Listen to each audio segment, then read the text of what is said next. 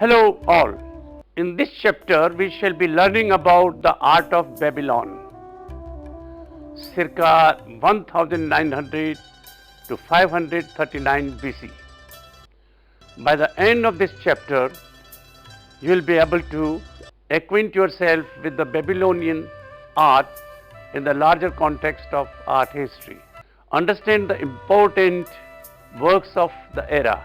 Know about the stylistic features of the movement. We shall be looking in details the following: history and overview. King Hammurabi, the Hittites of Anatolia, circa 1450 to 1200 BC. Neo-Babylonian period, 612 to 539 BC. The Persians and their overall contributions. Babylonia is the Greek name of what the inhabitants knew as Mat Akkadi, the fertile alluvial plain between the Euphrates and Tigris. This was the heartland of Babylonian Empire, which dominated the ancient Near East between the fall of Assyrian Empire, 612 BCE, the rise of Achaemenid Empire after 539. Its capital was Babylon. The Babylonians used the innovations of Sumerians, added to them, and built the empire that gave the world, among other things, codified laws, a tower that soared above the earth, and one of the seven wonders of the world. Let us look at the historical timeline of the empire.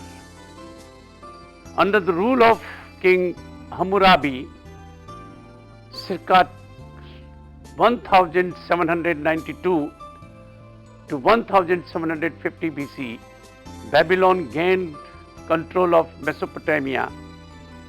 Today, Hammurabi is best known for his law codes inscribed on a black basalt stele.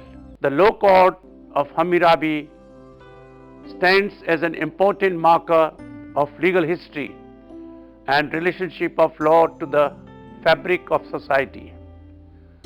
Its cultural importance is reflected in its value as booty. Hammurabi's stele, as well as Naram-Sin's, was carried off to Susa by invading Elamite armies. The Code of Hammurabi. The text of Hammurabi's law code, comprising of 300 statutes, is written in Akkadian in 51 cuneiform columns. It provides a unique glimpse into the social and legal structure of ancient Mesopotamia. Although the stated purpose of Hammurabi's laws was to protect the weak from the strong, they also maintained traditional class distinctions. The lower classes were more severely punished for crimes committed against the upper classes than vice versa. There was no intent to create social equity in protection of the weak or in the expressed concern for orphans and widows. Rather, this was meant to maintain social continuity and stability. Three types of punishment stand out in the law code of Hammurabi. The Thalian law, the equivalent of the biblical eye for an eye, operated in the provision calling for the death of a builder whose house collapsed and killed the owner. In some cases, the punishment fit the crime. For example, if a surgical patient died, the doctor's hand was cut off. Perhaps the most illogical punishment was the ordeal in which the guilt and innocence alleged adulteress depended on whether she sank or floated when thrown into water. Hammurabi stands before the Akkadian sun god, Shamash, who is throned on a symbolic mountain. Shamash wears the horned cap of divinity and an ankle-length robe. He holds the ring and road to divine power and justice, and the rays emanate from its soldiers. Here, the conventional pose of the god in relief sculptures serves a dual purpose. The torso's frontality communicates with the observer, while the profile head and legs turn to Hammurabi. Hammurabi receives Shamash blessings on the Lord God, which inscribed on the remainder of the stele. The god's power over Hammurabi is evident in his greater size. Let us now talk about the Hittites of Anatolia, circa 1450 to 1220 BC. Outside of Mesopotamia, other cultures developed and flourished in the ancient Near East. Anatolia, present-day Turkey, was home to several independent cultures that had resisted Mesopotamian domination. But Hittites, whose founders had moved into the mountains and platitudes of central Anatolia from the east, were the most powerful among them. Like the Mesopotamians, the Hittites kept records in cuneiform on clay tablets, which were stored on shelves, systematically catalogued and labeled, as in a modern library. These archives, comprising thousands of tablets, are the first known records in an Indo-European language. Hittites established their capital at Hattusa, near present-day Bogaskoye, Turkey, about 1600 BC, and the city thrived under its destruction about 1200 BC. Through trade and conquest, the Hittites created an empire that stretched along the coast of the Mediterranean Sea in the area of present-day Syria and Lebanon, bringing them into conflict with the Egyptian Empire, which was expanding into the same region.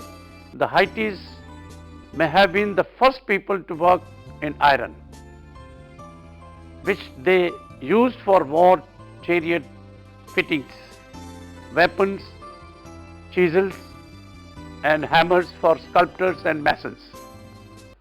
They are noted for the artistry of their fine metalwork and for their imposing palace citadels with double walls and fortified gateways. The guardian lions are a traditional motif in ancient art because of the belief that lions never sleep. Here they project forward as if emerging from a natural rock. Their heads and chests are in high relief, while some details such as the mane, fur and eyes are incised. This figure here represents a Hittite war god. He is armed and helmeted and wears a short tunic, conforming to ancient Near Eastern convention.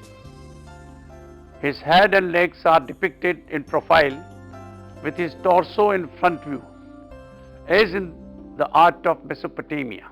The Hittite sculptor has achieved a synthesis of stylization, the eye and kneecaps, with organic form. Like the stele of Naram Sin, this relief projects an image of power. Let us look at some more artworks from the Metropolitan Museum of Art.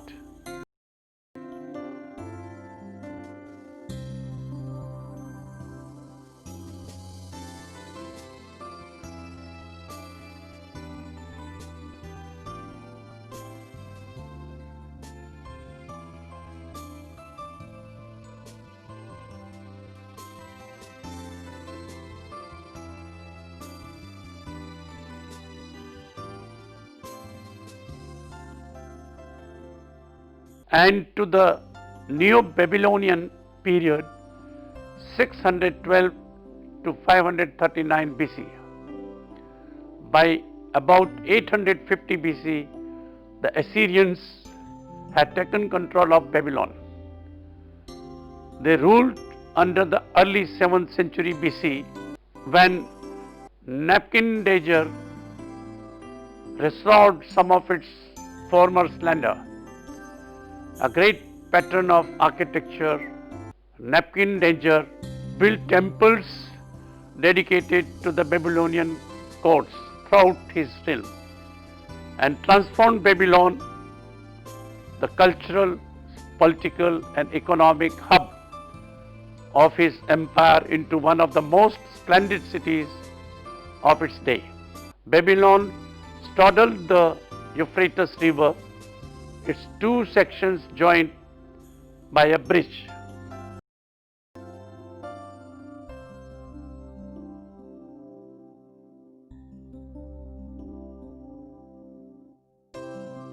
Where the street passed through the inner city wall, the facades of the famous Easter Gate and those facing an adjoining street were ornamented in brightly glazed brickwork, with huge figures of bull, lions and dragons modelled in relief. This form of decoration, a costly process, since each of bricks composing the figures had to be separately cast, provided a solution for the problem of embellishing mud brick facades. Its appearance again in the court of honor, Nebuchadnezzar's palace, using more sophisticated design that suggests familiarity with Greek ornament. Against that blue background, specially molded turquoise, blue and gold colored bricks formed images of striding lions, symbols of goddess Easter, as well as the dragons that were associated with Marduk. Let me show you some more views of the Easter Gate.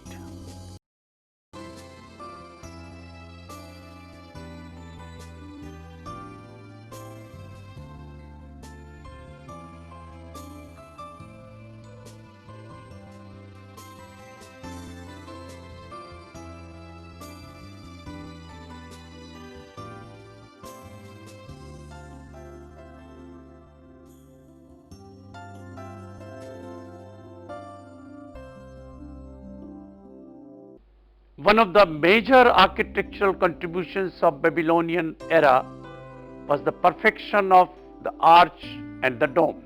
The round arch, as used in the Easter Gate, is semicircular and stronger than a horizontal lintel.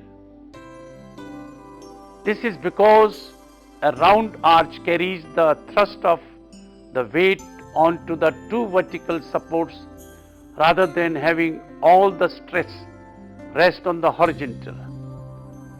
The use of mud, as it was in abundance, overpowered the stone.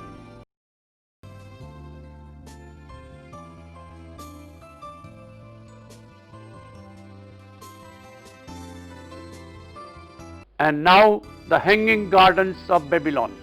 The Hanging Gardens are the most explicitly described in the passage from Diodorus Siculus, 900 to 30 BCE. In his work Bibliotheca Historica,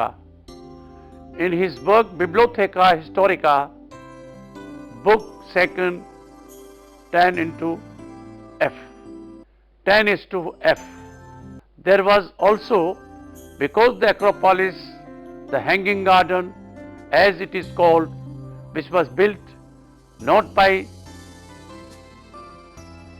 Semiramis but by a later Syrian king to please one of his concubines, for they say, being a Persian by race, longing for meadows of her mountains, asked the king to imitate through the artifice of a planted garden the distinctive landscape of Persia.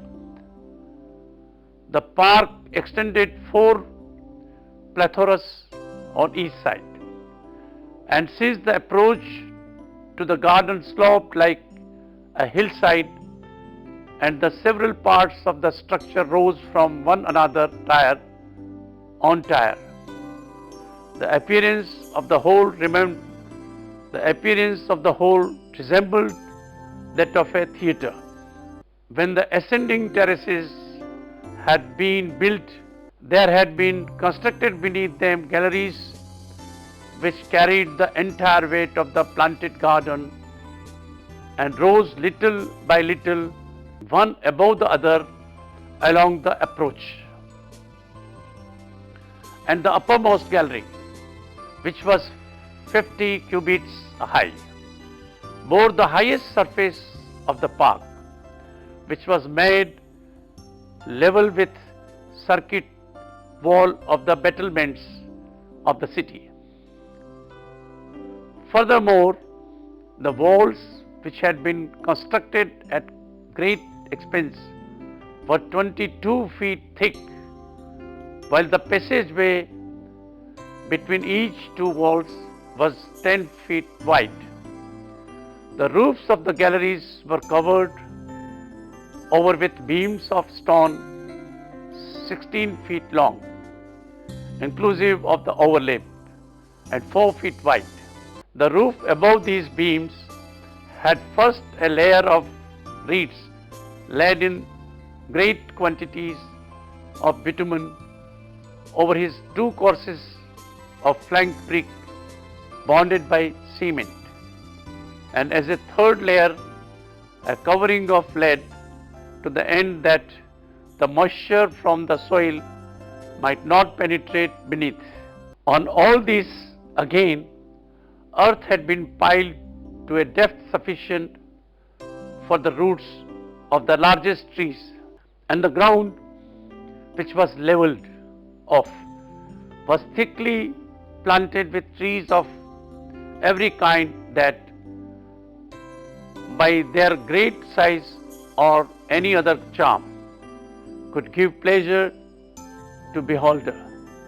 And since the galleries, each projecting beyond another, all received the light, they contained many royal lodgings of every description. And there was one gallery which contained openings leading from the topmost surface, and the machines for supplying the garden with water, the machines raising the water in great abundance from the river, though no one outside could see it being done. Now this park, as I have said, was a later construction. Let us now move on to the Persians. In the 6th century BC, the Persians, a formerly nomadic Indo-European speaking people from the region of Parsa, or Persis, present-day Fars, Iran, established a vast empire. The rulers of this new empire traced their ancestry to a semi-legendary Persian king named Achaemenes, and consequently they are known as the Achaemenids. The dramatic expansion of the Achaemenids began in 559 BC with the ascension of a remarkable leader, Cyrus II the Great, ruled 559 to 530 BC.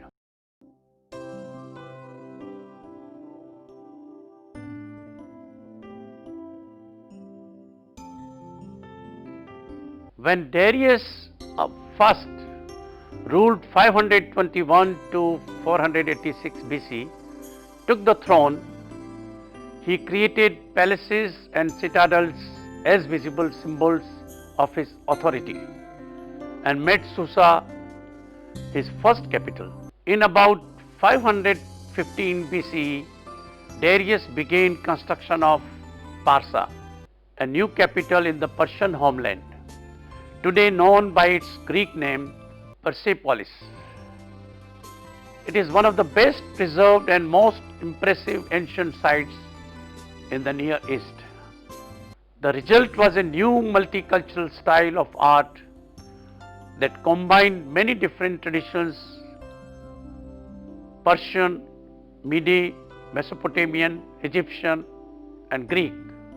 In Assyrian fashion, the imperial complex at Persepolis was set on a raised platform 40 feet high and measuring 1,500 by 900 feet, accessible only from a single approach made of wide, shallow steps that could be ascended on horseback.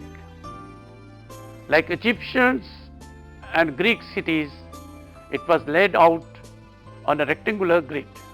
Darius lived to see the completion only of a treasury, Apadana, audience hall, and a very small place for himself. The Apadana set above the rest of the complex on a second terrace, had open porches on three sides and a square hall large enough to hold several thousand people.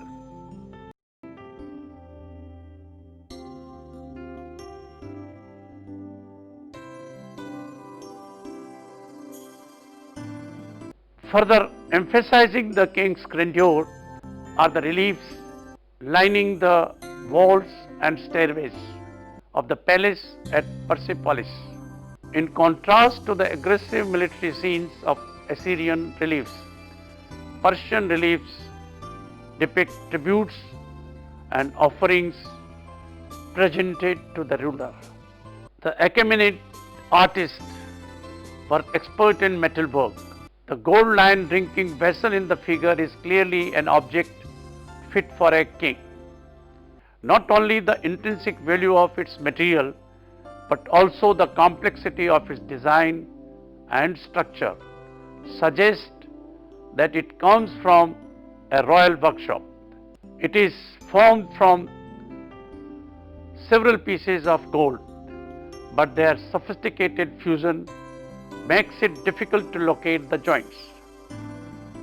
Thin gold threads were used altogether over 144 feet of them for the cup itself. The Tower of Babel. The Tower of Babel was a ziggurat, a pyramid-shaped temple built to a local god. The most important god of Babylon was Marduk, who outshone all other gods in Babylonian pantheon. Construction on the Tower of Babel had begun about 1100 BC. When the Nebuchadnezzar finished it, the tower reached a height of 91 meters According to a tablet left by the king, the tower was made of baked brick enameled in brilliant blue. Let us look at some images of this empire.